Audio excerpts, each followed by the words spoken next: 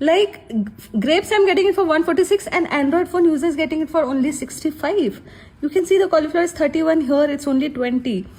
And here capsicum is 69, and here it's 37. Onions, I'm here it's 39, and here's 47. What the hell is this? I thought it's fake, but it's actually real. Are you also facing this? Can you just check, compare from both the phones and let me know if you're also facing this? If we all are facing this, then don't you think that it's a very serious issue? And several other influencers quickly followed suit as well. But, we tried to understand what exactly is happening. It's clearly not just about Uber, Ola, about just quick commerce. There are several apps that perhaps seem to be having the same issue. But what started with allegations with just Ola, Uber, like I said, quickly got a reality check from all different platforms. Several social media influencers trying to do their own test over here. And over the past few weeks, the controversy has widened.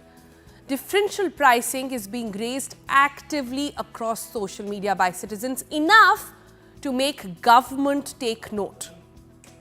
Union Minister Prahlad Joshi confirmed that the Department of Consumer Affairs issued notices to Uber and Ola over these allegations. The government says it will show zero tolerance for consumer exploitation. With such an active chatter, we thought, let's try and test it out ourselves. So Team TBC picked up 2 phones and we tried to understand what exactly was the problem there. We picked up an Android phone and an Apple phone, and we tried to see how the ordering process of groceries actually differs, right? The results similar to what a lot of social media influencers have been saying, but there seems to be a twist in the tale. Let me prompt our producers to try and get that on the screen as well for you. If we can put out those visuals, you'll be able to see what actually went wrong. So here are the 2 phones that we tried our hands at. We've got the iPhone and you've got the Android. Now, if you see that the same groceries were ordered at the same time, 10:05, the same bread on Apple is 30, on Android it's much lower. If you go to the previous picture, you'll be able to see that as well. Amul Masti, 35 on iPhone, 31 on Android, right? The next one, let's see. Uncle Chips, 41 on iPhone, 33 on Android. But all of this, remember, is before the checkout. Then we said, okay, let's check it out and let's get to finally making the payment and then we'll see. Let's go to the visual of after checkout. Yeah, now this is where it gets really interesting and this is where the twist in the tale is actually happening. You see here how Apple on the iPhone, the total overall bill is 120. The overall bill on Android is actually just 95, but the final amount much higher than iPhone. Let's tell you how. On the iPhone, the overall bill higher at 120, but just has a delivery fee of 30 bucks. So you end up paying about 150 rupees over here. Cut to the Android, where the overall bill is lower, but then there are other charges. There is a surge fee, there is a small cart fee, there is a handling charge, there is a delivery fee, making the overall bill come to 165. Now, the narrative we've been hearing so far is that things are cheaper on Android. But look what we found when we did our own check. So what does it really tell you? It tells you that there seems to be no particular sort of style or no particular way algorithm that is being followed. It's differential pricing. Different people getting different prices at different times of the day. So why is that happening? This interesting story is what we'll try and decode with our guest this morning. We have with us Pooja. She's the one who actually brought the whole story to light. And we also have with us Sarthak. Sarthak also joins us from the Mumbai studio over there. Pooja, let me start with you. What prompted you firstly to start this video? And I want to first get to what have you noticed any changes since? It's been a couple of weeks since you made that video. Did you try it again and did it show a different result? Yeah. So hi Sunal. So yes, I tried multiple times, but to be honest, I saw the same results. Now, how I got the idea to create this video was all completely dependent on the situation. I did not plan to create a video. So I was just sitting at home and I was just wanted to order grocery. My friends were sitting with me and we both opened the app. My friend opened Zepto and I also opened Zepto. We were just looking what to order. So just randomly, he also just told me, Pooja, just check the price. I'm getting it for this much. And we're okay, I'm getting it for higher price. Then we thought it might be a glitch. Then we restarted the app again. And then we again opened it and it was like, okay, there's a huge price, there's a double price difference. Then I thought that maybe it's for a particular section. Then I'm like, okay, let's jump to vegetables and see if it is happening the same. There also the situation was same. Then I opened Swiggy. There also the price difference was there, but it was little bit lesser than Zepto. So then I was like, okay, let's create a video out of it. It should go to internet, because we're facing this issue. So my friends first made fun of me that, are you serious? Are you going to make a video out of it? I'm like, yeah, why not? If we are facing this issue, it might be like people are also facing there, right? So my whole objective to put this reel out was to understand, is it only me facing this problem or is it everyone who is facing this issue? But And it came out ever since the reel Puja, it hit about 101.5 million Yes, views, I think. The government has taken notice. Is there a Yes. change now? I don't see any change, to be honest. There's a discussion going on. So it was on Twitter and basically X, and it was on Reddit. It was there that the CCPA has taken an action about it. So the process is going on, but I don't see any results so far. Okay, I see the Sarthak. same price difference. Okay, let me bring in Sarthak, who's been listening to all of this and smiling through the whole process. Sarthak, what's going on? Give us some insight into how does this entire thing work? You saw the experiment we did in the newsroom. It's actually not got to do with what's cheaper, what's lesser. It's about the same product being charged differently at the same time on the same location. How do quick commerce companies justify any of this? Listen, this has been happening since time immemorial. In fact, consider walking into a local Kirana store, okay? And if you were the only customer there, there's a possibility you can really haggle with them, saying, I'm not going to pay for the carry bag. I've bought so much worth. Please give me at least 2% discount. And he may actually consider giving it to you. But also consider, if you were to go to the same Kirana store and there are 20 people queued up, and then you haggle that very moment for a discount, the store owner may not give you a discount because he knows there are other people watching. And if he actually gives you a discount, he will also have to give it to everyone else. Now, it's not a question of morals or ethics. It's a question of not letting other consumers see what another customer is getting as a price. So it's not about morals really. It's just about wherever you can't build in opacity, the seller feels awkward asking for a different price because in the minds of the consumer, it feels unfair. However, with these technological apps and their algorithm, there is so much opacity that finally the shopkeeper can actually ask for a different price. And even in service providers, I remember a time where there was a customer, a few years ago, who reached out to me, asked for a quotation for a particular service, and my office submitted a quotation. And much later, when we took on the assignment, he said, I didn't tell you that I'm actually based in Dubai, because I knew the moment I mentioned that to people, people's quotations go up by 20 to 30% because they know I'm based in Dubai, so my willingness to pay is higher. So the thing is, it's not really a question Sarthak, of fair morals. point. It's a Sarthak, fair question point, of being but- able to do business. Yeah, I get this. I get this has been happening. But that was the whole point of quick commerce, right? That was the whole point of having online apps, that this is going to democratize pricing. This will be easier on your pocket. This will ensure transparency. There are no hidden charges. There is no trust issue. It's the brand that you trust, and they will bring you at a lower price. This deceives that purpose. No, I don't agree. I think it is going to democratize purchasing behavior for everyone is a narrative that they tell the consumer. Actually, consumers are not aware of the fact that the customer acquisition costs online are so high that in fact, even if you were to look at the quarterly reports of a Google or a Meta from the last quarter, ad spends or the cost per click or customer acquisition is going up by 15% annually, and it's going to continue to rise as more and more businesses come online and start targeting the same set of customers. And you should also consider that maybe it's more expensive for a business to acquire an Apple user because there are so many people bidding to acquire Apple users. So at some point, a business has to recover that cost.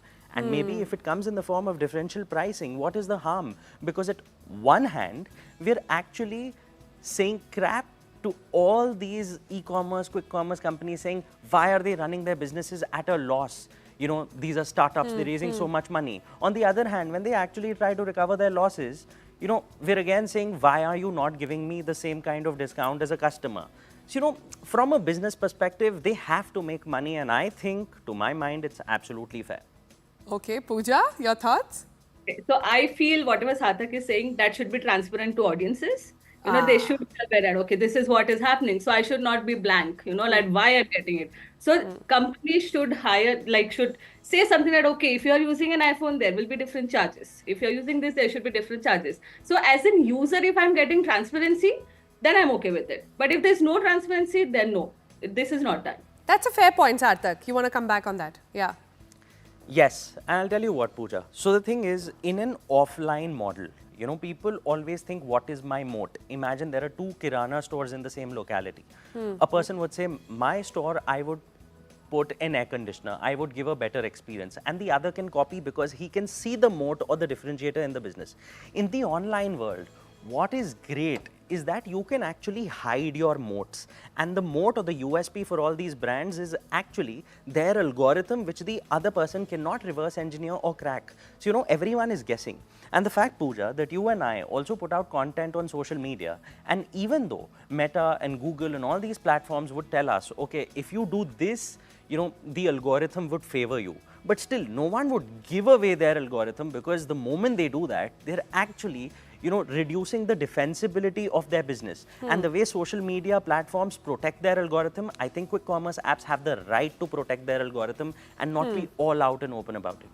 Okay, very fascinating. What I understand Sarthak is saying is that it makes business sense for them to do it. That's why they are doing it. But the fact of the matter is the government has taken note. There is something called fair trade practices, which are applied to everybody, which so far quick commerce was in the grey area, and that should be applied. The government is working upon it. But can I flip the chapter here on a different point? Sarthak did an experiment himself, and we've been running those reels as well. And he figured out that the minute he downloaded a competitive app, the prices on his loyalist app actually went down, right? So this raises another issue for me, which is very troubling, on the issue of privacy. How does a particular app know that my competitor, that my user has the competitor on the phone? They can know my location. They can know my wallet details, because that's how transaction happens. But how does a person, say for example, I'm a Blinkit loyalist and I download Swiggy Instamart, or I download, say, Zepto. How do they know that it's happening on my phone and then they are reacting to prices? That for me is extremely problematic. Sarthak, to you first, and then Pooja. See, I think, firstly, I'm not representing any of the quick commerce apps. Sure. I would just like to say that was a one-off incident. And for me to really build a theory around whether this actually happens, we will need a lot more sampling data to be able to establish whether that happens or not. At this point, we're just guessing. And there is a lot of A/B testing happening. Imagine, even when this news feature goes out today, there's a possibility that the quick commerce apps would think, okay, now people are gonna start ordering from an Android phone back at home, so we might as well map it to the Wi-Fi or the location they're ordering from, and ensure that if they're all ordering from the same Wi-Fi, it means it's from a good high propensity to pay household, and we might as well charge them a higher price. So, you can't predict where the algorithm will go, but what is the beauty is that how many consumers are actually learning about how businesses are run, and how creatively product managers actually think about charging a higher price from the consumers. I think that for me is just fascinating to see. I think people at a time, and let's get a reality check here, at a time when consumption is actually down, when urban consumption is down so much so the tax relief has been rolled out by the government, people only care about one thing, which is price. Right? So how are you going to manage that is also something that quick commerce should keep in mind. But let me get to Pooja before I go back to Sarthak, who's shaking his head. Pooja. Yeah. So to answer your question, Sonal, so me as a marketer, I know how to, it's so important to reach out to your correct target audience.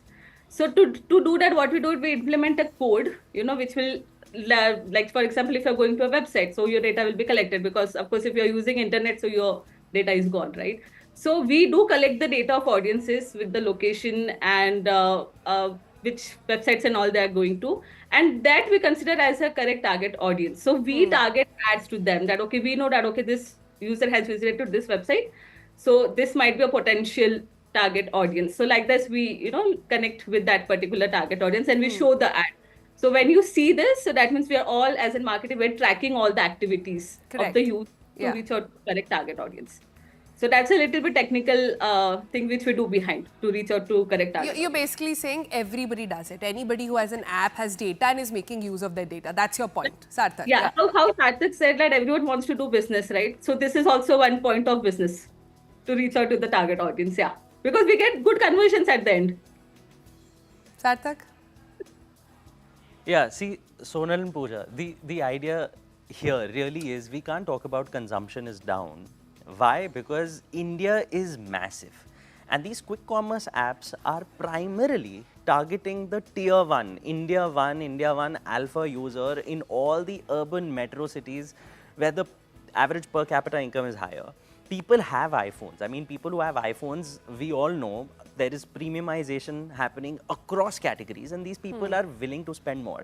Now, the thing is, I know when I order something from a quick commerce app and they're charging me, say, 40 rupees in delivery and handling and all of that, I still have the choice to, wear my shirt and pants, get ready, go to the local offline store and actually buy it from there and save on that 40 rupees. The reason I choose to not do that is because the value I'm ascribing to the time I save is much higher than the 40 rupees I'm having to pay. So at the end of the day, as long as the consumers have the choice to purchase offline, it's absolutely up to them and they have options. So I don't think these apps are doing anything wrong there. Yeah, I get your point on the time optimization and the the opportunity cost over there in a way, right? I get that. But at the end of the day, you have to also understand that these are habit forming apps. That's how they build on. At the end of the day, buyer beware, correct. We should all be privy to it. But Pooja's point is very simple, and you can add to that, Pooja. She's saying if you find out a glitch in the algo, please keep it to yourself. Because the minute you put it out on social media, the companies are going to pick on that, and there you go, another change in the algo. So Pooja, don't make any reels on this anymore. See, whatever I feel wrong, if something wrong is happening, I'm going to make a reel out of it to raise the question. Until and unless I get a proper answer, of course. And if not only me, everyone is facing the problem, then it's an issue everyone is facing, of course. So it should be answered. So what Sarthak is saying, that also I agree to some point. But Sarthak, we have to change this mindset. When you are telling that, okay, if you owe an iPhone, that means you are able to spend more. I got so many comments where people are saying that, okay, I bought a phone on EMI, So it's not like I'm ready to spend much. So that thinking we have to change. It's not like you have an iPhone, so you can spend more. It's money, of course, at the end, right? So doesn't matter, like, if you are an iPhone user or if you are an Android user, money is money for everyone. So that's my point. Okay, I'm in the last 5 minutes of this conversation, and I just want to sort of bring like everybody up to speed with where we are. Sarthak's point is very simple. It makes business sense to do it, so do it. There's no harm. And Pooja basically going out to say that, listen, if it's coming at the cost of bringing in more opaqueness in the mind of the consumer, it's wrong. Fair trade practices should apply. Sarthak, you don't agree with that at all? You don't think at this point, along with making business sense, like you don't have Ratan Tata screaming in your head right now to say that it can't come at the cost of a consumer? See, I don't think it comes at the cost of the consumer because the consumer has options and the consumer has a lot of different channels to buy from. Now, on Pooja's point, and Pooja, don't take me wrong when I say this, when a question is asked to you that please do not disclose the glitch that you find out, on social media and keep it to yourself. I think the reason all of us have the reason to talk about it on social media is not the fact that we want to let consumers know, is the fact that such kind of reels and content pieces are going to get millions of views. So the fact that even we are looking at data and really hacking like human psychology and saying, okay, this is shareable and this is going to work on social media. I think everyone plays on the kind of access to data and information that they have. So in the end, it's a fair world, it's a capitalistic country. And I personally feel that the more protectionist measures you try to put on businesses who have to make money, you're actually curbing the entire drive of building massive businesses from this country away. So I think the government doesn't need to step in and stop all these things from happening as long as it's not one monopoly business which is running it. As long as people have options, I think it's absolutely fair and it should continue. Right. So, Pooja, what would make consumers like you happy? If the government were listening right now and wanted to understand, okay, how do we curb this? What would make you happy? So see, at the end of the day, as a consumer, I want a transparency, as I said. So if a news is coming that, okay, if you're buying a product from an iPhone, you have to pay 30% extra. If you're buying it from Android, you have to pay this. So there's a transparency. So at the end, I will make a decision, okay, let's not do it from online. Let's not buy online. Let's go out and just buy it from there. So I will be happy with my decision because I know what is going on in the outside world, right? So if that is there, then I will be happy. See, right now also I have an option that I can go out and I can buy, but at that I choose my comfort. But Or just change your phone. Yeah. So I actually changed after that reel. I'm ordering now from an Android phone. I'm not ordering from an iPhone. So that I already implemented. But to answer Sarthak thing, whatever you said, that is also correct. But what will make me happy is like if there is a rule or there is any government publishes anything that, okay, you have to pay. Everyone is aware of that. If everyone is on the same page, I'm a happy consumer. That transparency should be there, yeah. Yeah. Last question really then, can government even curb this? I've often sort of scratched my head over this idea because the algorithm some way is always ahead of you. Government is always playing catch up. If you catch on to this thing, there'll be something else. Is this a demon that one can even catch on to, Sarthak? See, firstly, I personally think in a capitalistic economy, the government should not try to curb everything just to make the consumer happy because the consumers would want everything for free. I mean, that's not how the world functions really, to be honest. Second thing, you should look at a comparison to how when TikTok was being banned in the US, a couple of weeks ago, and this discussion has been going on. And the US government said that we want you to keep your data in the US and also give us access to how your algorithm works. And they've been okay keeping the data in the US, but they're like, the algorithm is our moat. And if we let it go, I mean, our business is completely gone where we've invested so much money. So, I mean, wishful thinking aside, I really don't think this should happen. And if the government in wanting like a vote bank or something, or just to make consumers happy, rolls out any such policy, I don't think it's going to be in the best interest of businesses. I see. All right, we're going to leave it there for the moment. Sarthak, Pooja, thank you both for joining us on this very fascinating discussion. Business versus consumer shouldn't really come down to that, but this has been fascinating. And just to sort of rewind your, jog your history over there a little bit. You see, it was not just about things being cheaper on Android. When we did that test for ourselves, and those visuals again can be played out for you to see, when we did that test ourselves, we did see that there was a gap and actually Android ended up being more expensive. So this is not an issue of Apple versus Android. This is an issue of differential pricing for different people, algorithms working differently, and perhaps bringing in the element of fair trade practices as well. Very fascinating. If you have thoughts on this, you have different experiences, please let us know as well. You can write in to CNN News 18 on our Twitter account. You can also, there's a live feed running on YouTube. You can leave your comments over there as well. On that note, we are going to slip into a quick break. Coming up on the other side, we bring you all the Grammy action and specifically on Chandrika Tandon, her inspiring story. Who is she? Where does she come from? She's a businesswoman, she's a leader, and now a Grammy winner. How did it all happen? In a few minutes from now.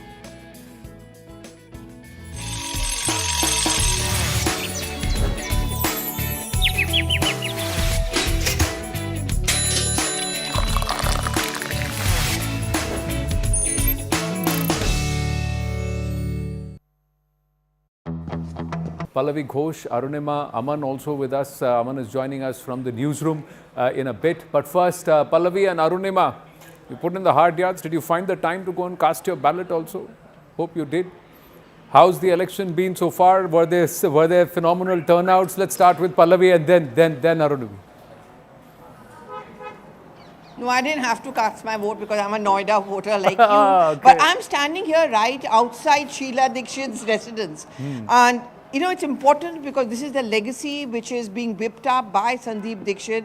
And you know, by all standards, he certainly has been one of the most aggressive campaigners of the Congress party, and a party which I would say has let him down in many which way because of his constant flip-flop. But today, when he was accompanied by Rahul Gandhi and then of course later by Priyanka Gandhi Vadra and Sonia Gandhi, I guess it's a moment of him feeling good about himself and good about the fact that he got into this fight. But he's certainly given a tough one to Arvind Kejriwal. And a very quick tidbit also, I remember the peak of the India Against Corruption movement, which hit out at the UPA 2 and hurt them the most. And I remember Arvind Kejriwal was the one where he emerged as a politician after that. It was Sandeep Dikshit actually who would negotiate with him on behalf of the Congress party. For the Congress party, this is going to be an election in which perhaps they need to learn a lot. And what they really need to learn is how to have a fine balance between the coalition dharma on one hand, but at the same time trying to keep its astitwa intact.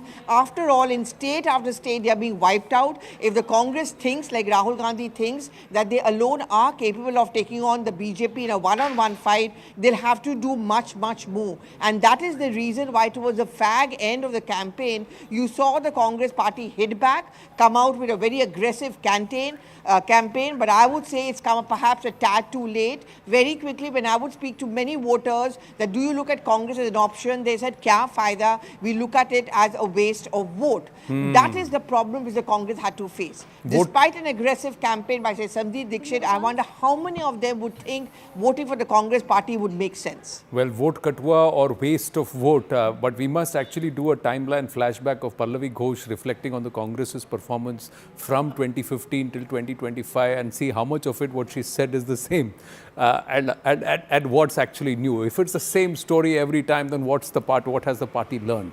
That's a question. Yes, Arunima, who have you been tracking? We had pictures of the EVMs being packed, taken off the PowerPoints and this one, and then they're packed up, and those pictures coming through. So everything is being this time videographed and said, "Chalo bhai, koi doubt hi nahi chahiye. Kiska battery kitna discharge hua, etc." Yes, so since you asked if we have voted, here's reporting that one of those 57% in Delhi who have gone and done their duty, in spite of the running around that we had to do all across the length and breadth of Delhi. Here at the booth that I am, yes, the last voter, she actually reached a few seconds after 6 o'clock, tried very hard to get in, but now it's time for the electoral staff to wrap up and leave, and that's exactly what is happening. This is the Jangpura constituency. I am reporting from one of those constituencies which hasn't really thrown up encouraging figures. In fact, if you see between Jangpura, where Sisodia is standing, New Delhi, where Arvind Kejriwal is contesting, and Kalkaji, where Atishi is contesting, the lowest three numbers for Delhi has come from these three constituencies in that order: Southeast Delhi, New Delhi, and Kalkaji. So we don't really know what's up in store for these three big faces of the Aam Aadmi Party. But overall, the party is quite upbeat at the moment.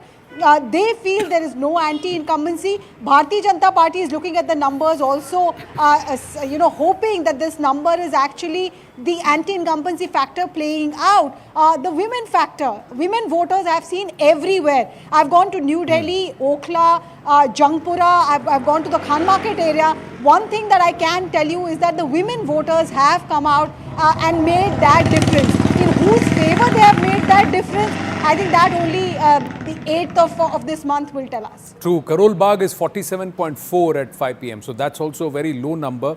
But these places are all about 2 or 3% of the average median. That's 57% below. But Karol Bagh is about 10% below the actual current average. So that's also surprising. Smita Prakash, Chetan Bhagat also joins us in the studio. So let's take it away. The Delhi voter. Tell us, what did you find today, anecdotal experience today when you went to cast your vote? Yeah, so I didn't vote at 9 o'clock. Unlike Rahul, I was with you guys at 9 o'clock. So I went at 10 o'clock. There was nobody other than me voting out there. So very dull voting. South Delhi voters not particularly enthused to get out in the morning to vote. And I'm sure the voting percentage has not been all that great in South Delhi. But as I like the way you introduce Zaka as Zaka on the wall, you know, very Rahul Dravid style. That's the way the Delhi voter has come out, very Dravid style, steady voter came out, and by afternoon they seem to have come out and voted in large numbers. You talked about the middle class voter of Delhi. Were they enthused by the budget? I think it came a tad too late, just like...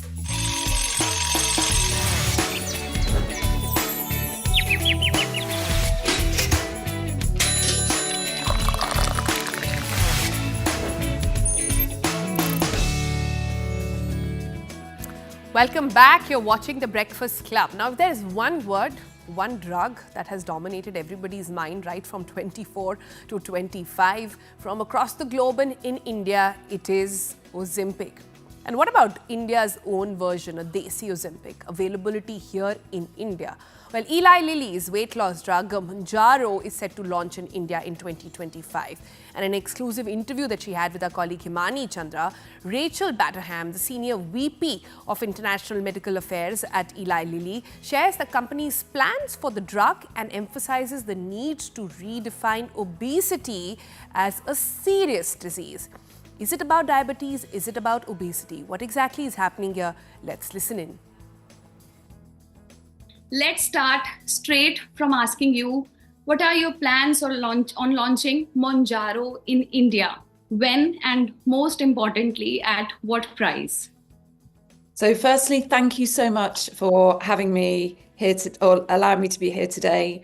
Lilly is really committed to improving the health of people in India living with type 2 diabetes and living with obesity. And we aim to launch tirzepatide in India in 2025, after we have obviously all the necessary approvals to be able to do this. At what stage of regulatory approvals you are on? We're almost there, so we're quite hopeful that it will definitely be it should be in 2025, and that's what we're aiming for. If I want to get more closer and more clearer to the answer, can I say maybe post August or half the? I wouldn't like to speculate, so let's just say we're aiming for 2025. Okay, and then the most important questions, which I'm sure that many Indians would also want to know, that what will be the pricing strategy of Eli Lilly to launch this drug in India? Because affordability is one of the most crucial aspect of launching this drug. Yeah, so we haven't yet finalized the pricing strategy for tirzepatide.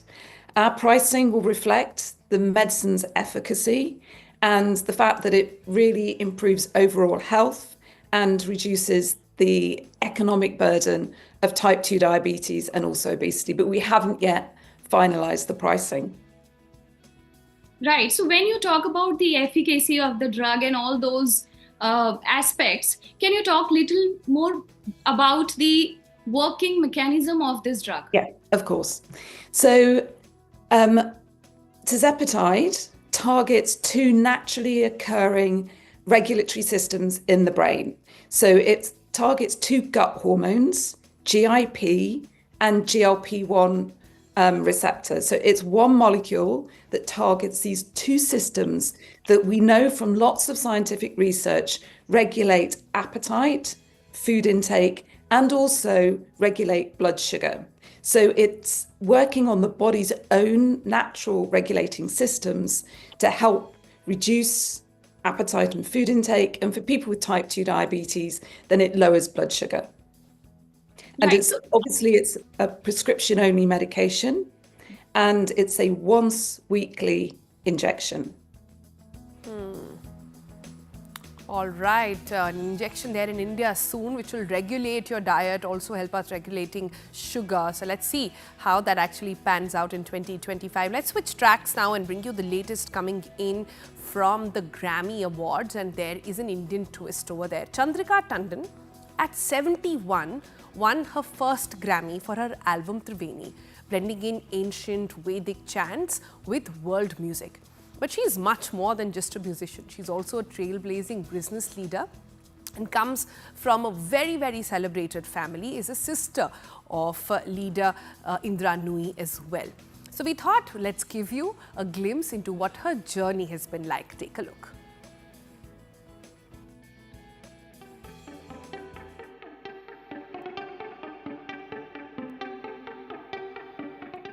Chandrika Tandon wins big at Grammy 2025. At 71, this Indian-American business leader and musician took home the prestigious award for her album Triveni in the Best New Age Ambient or Chant Album category at the 67th Grammy Awards. Triveni, which blends ancient Vedic chants with world music, was a collaboration with South African flautist Walter Kellerman and Japanese cellist Iru Matsumoto. The album, with its 7 tracks, is meant to take listeners on a meditative journey for inner healing. So, who is Chandrika Tandon, the woman behind this Grammy-winning album? Well, she's much more than just a musician. She grew up in a traditional home in Chennai where music and spirituality were a big part of her everyday life. Along with her younger sister Indra Nooyi, who is the former CEO of PepsiCo, Tandon was surrounded by the teachings of the Samved and the rich sounds of Carnatic music. Her academic journey took her to Madras Christian College and then to IIM Ahmedabad, where she earned her master's degree. Tandon went on to become a trailblazer in the business world. She was the first Indian-American woman to be elected as a partner at McKinsey & Company and later founded Tandon Capital Associates, a firm focused on helping institutions restructure.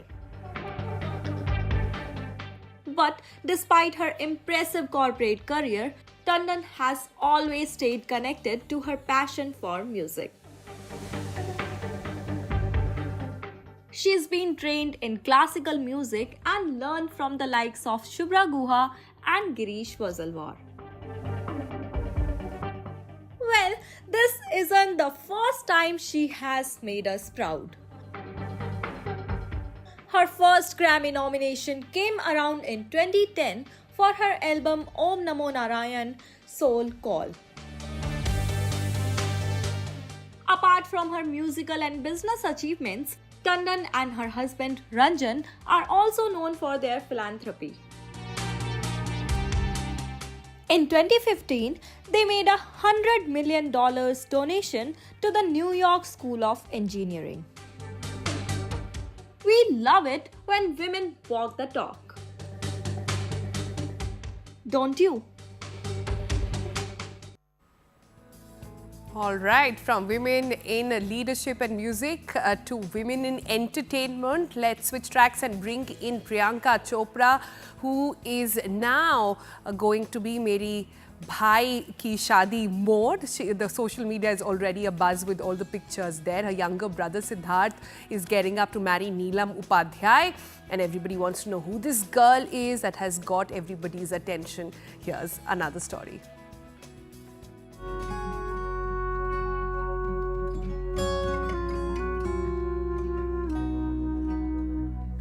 Priyanka Chopra's younger brother Siddharth Chopra has finally found his life partner in Neelam Upadhyay.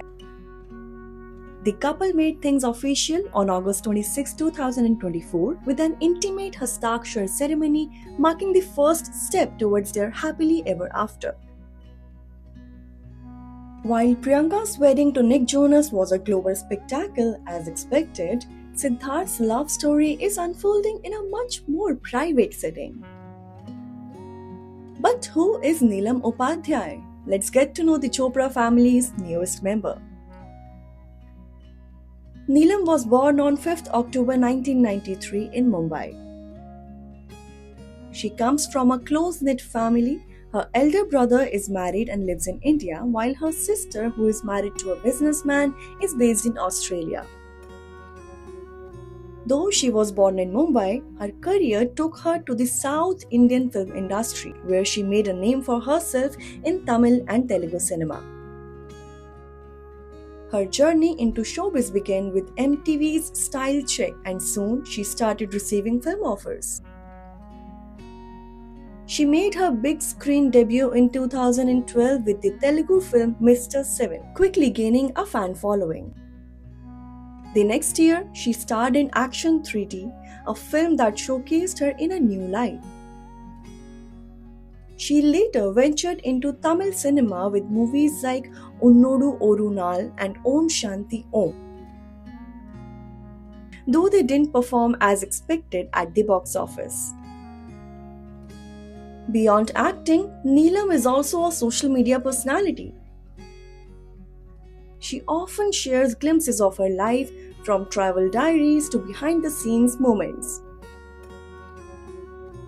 With over 36,000 followers on Instagram, she has built a strong connection with her audience. Now, as she steps into the Chopra family as Priyanka's sister-in-law, all eyes are on her and Siddharth's journey ahead. Will there be a grand Bollywood-style wedding, or will they keep things low-key? For now, Dulhe ki behan Priyanka Chopra has been giving us sneak peeks inside their Shaadi Ka Ghar. From dance practices to fun family moments, every picture screams love and happiness. All right then, music covered, entertainment covered. It's time to give you your daily dose of sports and cars. Well, and if you're in the market for the new SUV, we've got you covered. Our team from Overdrive has reviewed the 2025 Skoda Kayak and we are breaking it down for you. The Kayak is safe as usual with a 5-star B&CAP rating and 7 airbags as well. Prices for the Skoda Kayak start from 7.89 lakhs and go up to all the way to 14.40 lakh as well. From driving experience to features and safety, here's a lowdown.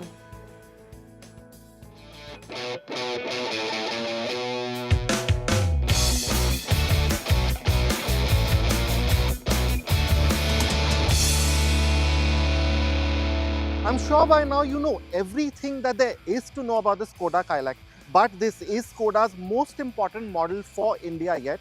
So let's get right down to driving it and see what it's really like out in the real world.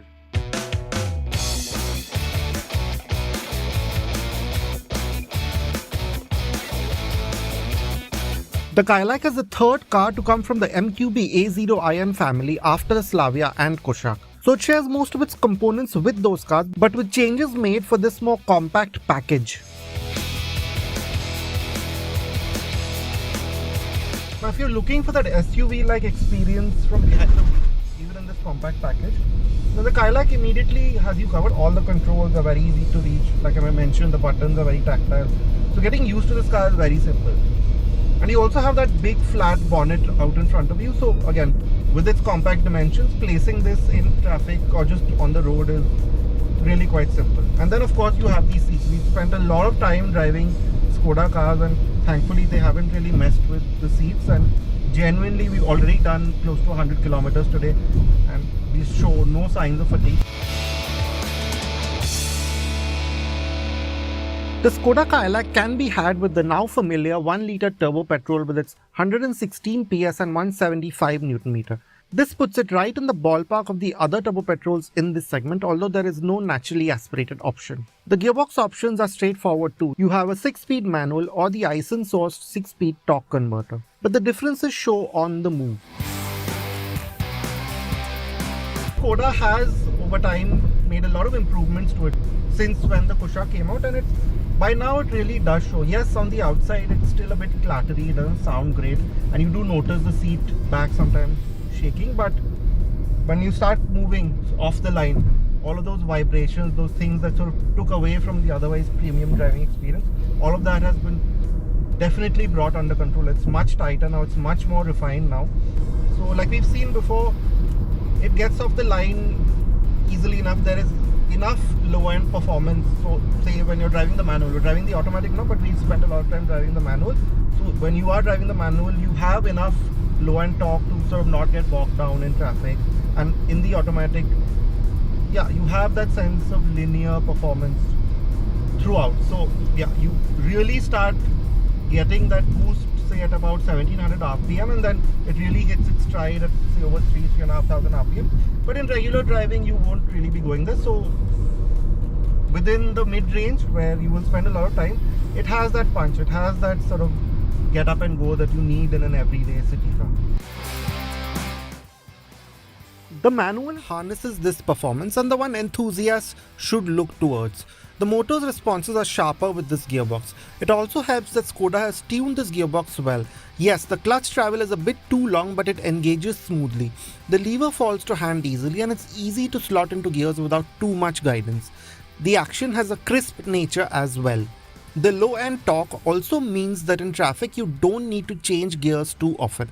The Kailac takes speed breakers easily enough in second gear. Further on, the tall gearing means that it could have been more enjoyable to skip through the gears, but the SUV is usually not very stressed at higher speeds. Skoda has also done work on making the automatic a bit nicer to use. So yes, it still stutters a bit at low speeds and the crawl is still brisk, but both less so than before. You also notice that shifts are better managed. That said, it's still not as sharp as some of the DCTs in this segment.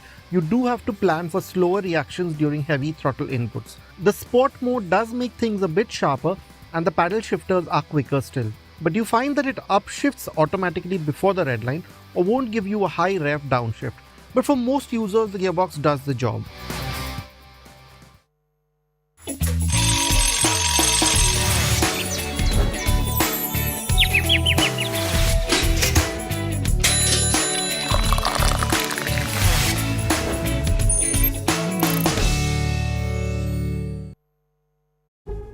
Pallavi Ghosh, Arunima, Aman also with us. Aman is joining us from the newsroom in a bit. But first, Pallavi and Arunima, you put in the hard yards. Did you find the time to go and cast your ballot also? Hope you did. How's the election been so far? Were there phenomenal turnouts? Let's start with Pallavi and then Arunima. No, I didn't have to cast my vote because I'm a Noida voter like you. Okay. But I'm standing here right outside Sheila Dikshit's residence. And you know, it's important because this is the... Now on, women's sports will be only for women. President Donald Trump on Wednesday signed an executive order to exclude transgender girls and women from participating in female school sports under his interpretation of Title IX. Reuters correspondent Dan Trotta explains.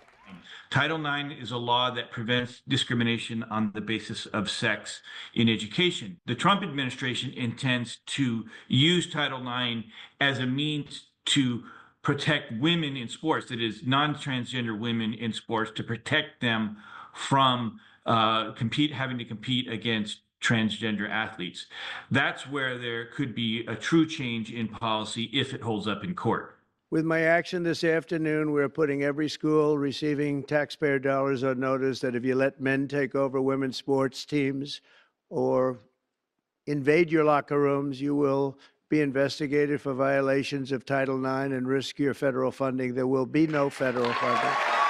Critics say Trump's directive stomps on the rights of a small minority of athletes, but Republicans say the directive restores fairness in sports and protects girls in schools. So it's something of an open question, but the real issue, as the president of the NCAA said, is that there are less than 10 transgender athletes among the 500,000 participating in collegiate sports. At the high school level, it's impossible to say exactly, but the best estimates are that there are a couple of dozen. The war on women's sports is over. Trump's order also instructs the State Department to demand changes within the International Olympic Committee to prevent transgender athletes from competing. Trump cannot dictate to the International Olympic Committee what its rules ought to be. And this is a matter that has undergone some serious review multiple times by the Olympic Committee. The Trump administration has taken aim broadly at transgender rights since taking office on January 20th. While Trump supporters have hailed the president for making good on campaign promises, critics say Trump has overstepped his executive authority. Under the Trump administration, we will defend the proud tradition of female athletes, and we will not allow men to beat up, injure, and cheat our women and our girls. From now on, women's sports will be only for women.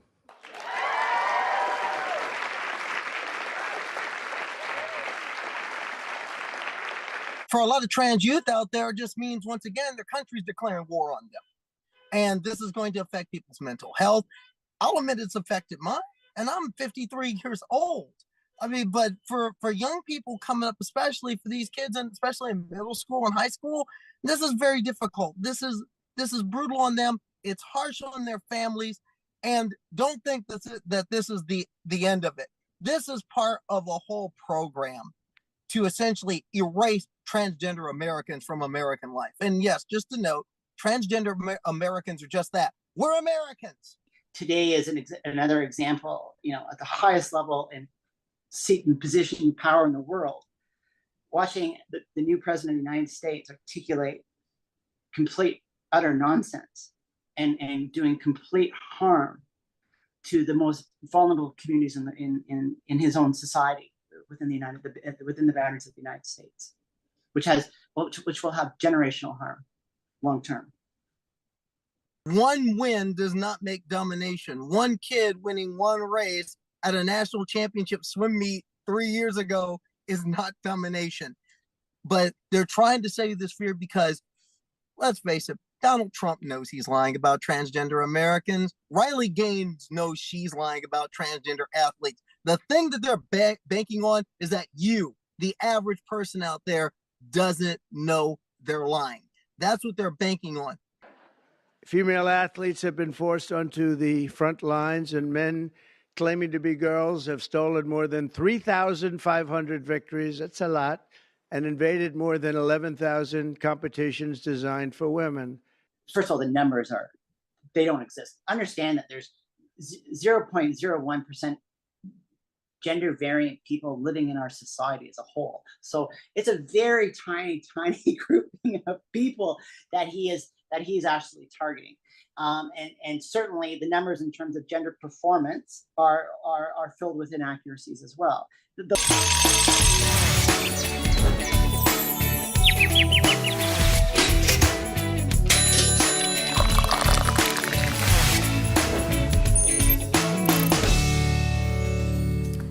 Welcome back, and like we said and reminded you right in the beginning, it's 1 year to the Breakfast Club. We have enjoyed every minute, every episode of it, bringing you stories that really matter to you and I, conversations that we would have over weekends with our friends, hopefully bringing in and adding value to your lives. So these are some of the best moments the team thought you would love to have a relook on. Enjoy this, and we'll see you again tomorrow morning, 8 o'clock. Bye-bye.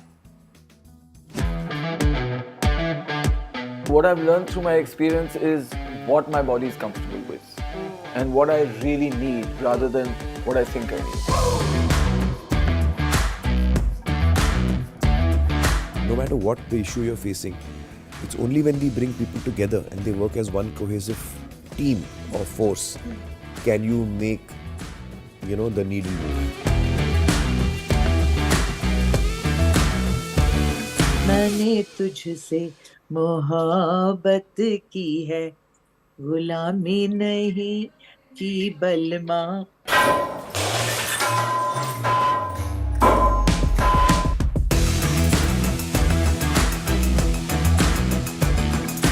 If you want a healthy, happy life, so guys, go watch The Breakfast Club. It's known to bring a smile to your face.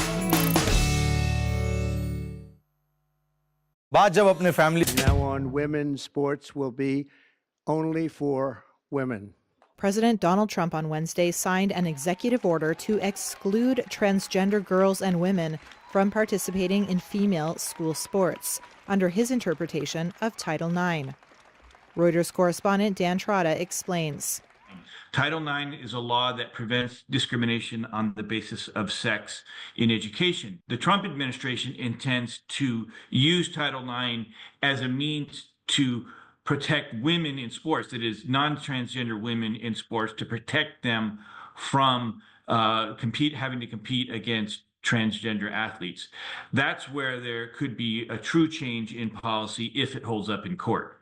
With my action this afternoon, we're putting every school receiving taxpayer dollars on notice that if you let men take over women's sports teams or invade your locker rooms, you will be investigated for violations of Title IX and risk your federal funding. There will be no federal funding. Critics say Trump's directive stomps on the rights of a small minority of athletes, but Republicans say the directive restores fairness in sports and protects girls in schools. So it's something of an open question. But the real issue, as the president of the NCAA said, is that there are less than 10 transgender athletes among the 500,000 participating in collegiate sports. At the high school level, it's impossible to say exactly, but the best estimates are that there are a couple of dozen. The war on women's sports is over. Trump's order also instructs the State Department to demand changes within the International Olympic Committee to prevent transgender athletes from competing. Trump cannot dictate to the International Olympic Committee what its rules ought to be. And this is a matter that has undergone some serious review multiple times by the Olympic Committee. The Trump administration has taken aim broadly at transgender rights since taking office on January 20th. While Trump supporters have hailed the president for making good on campaign promises, critics say Trump has overstepped his executive authority. Under the Trump administration, we will defend the proud tradition of female athletes, and we will not allow men to beat up, injure, and cheat our women and our girls. From now on, women's sports will be only for women.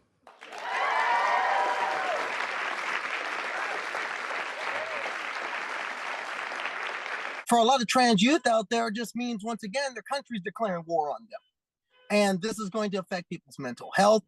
I'll admit it's affected mine, and I'm 53 years old. I mean, but for young people coming up, especially for these kids, and especially in middle school and high school, this is very difficult. This is brutal on them. It's harsh on their families.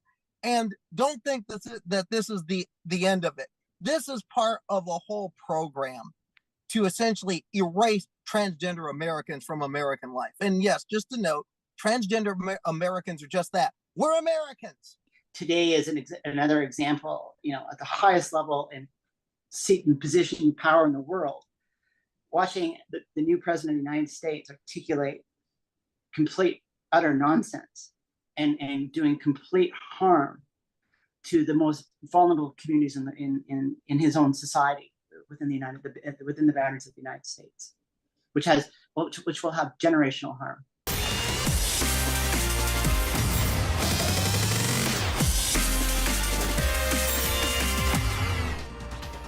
Hello and good morning. Thank you for tuning into CNN News 18. I'm Shen Elizabeth Matthew. Let's begin this bulletin with the top news this hour, which is regarding the exit poll. Now, as we gear up for the final verdict on February 8th, exit polls are hinting at a significant edge for the Bharatiya Janata Party in the Delhi Assembly elections. Now, most pollsters predict a strong showing for the BJP, while the ruling Aam Aadmi Party and Congress are expected to face tough battles. Now, interestingly, the Congress Party seems to be struggling yet again, with predictions indicating they might not win any seats. Now, this comes as a blow to the party, which has been trying to regain its foothold in the national capital. Now, political reactions are pouring in, with BJP leaders expressing confidence in their campaign and governance promises, while the Aam Aadmi Party leaders are urging voters to wait for the official results before drawing any conclusion.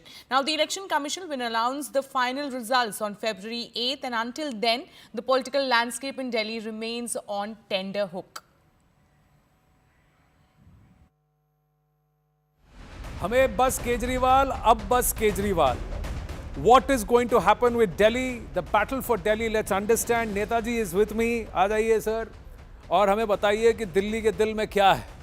सारे नेता, they've all pitched for the mandate of the Delhi voter.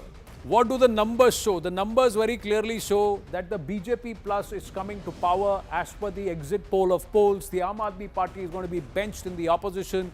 That's what Delhi has decided. They are not happy with Mr. Arvind Kejriwal. Netaji, thank you very, very much. Or are you going to show me another graphic? Oh, multipole bhi dikha rahe hain. Very good. Let's have a look at the multipole. The multipoles, this is what the mandate has been given by most of the exit pollsters. Surprisingly, they don't show a 5 to 6% difference in vote share between the AAP and the BJP. But the seat share difference is quite vast. There is a big difference of at least 15 to 20 seats between the AAP and the BJP if you look at the higher and the lower median. So take a look at PMark. PMark says lowest median for AAP is 21. The highest is BJP plus is 49. So clearly more than 27 seats, 28 seats difference for PMark. But the vote share difference is not more than, the difference is not 5%. So then how is that possible is a question that comes to mind. So could these numbers hold, or will there be a difference, or will the vote shares be different? So there has got to be some clarity there. Netaji, thank you very much. But the mandate clearly, the directionally, except for we preside, thank you very much. Aapka bol. अब ये कौन से नेता हैं, कहाँ जाके बैठेंगे, we'll know on result day. What is in the briefcase of that Netaji? The mandate is in the briefcase, and sir. tell me, I want to ask you a question. Mandate is in the briefcase. The mandate is... What is in that briefcase, number one? And number two, how are those roads so immaculate? I mean, they're like my cheeks. Well...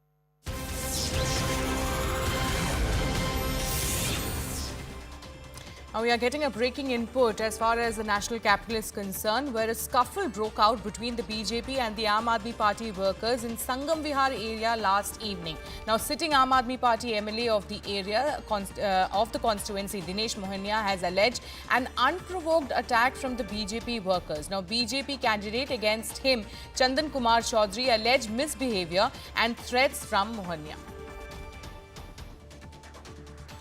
I'm now joined by CNN News 18's Payal Mehta on this story. Payal, give us more detail. What was really the issue between both these BJP candidate and the Aam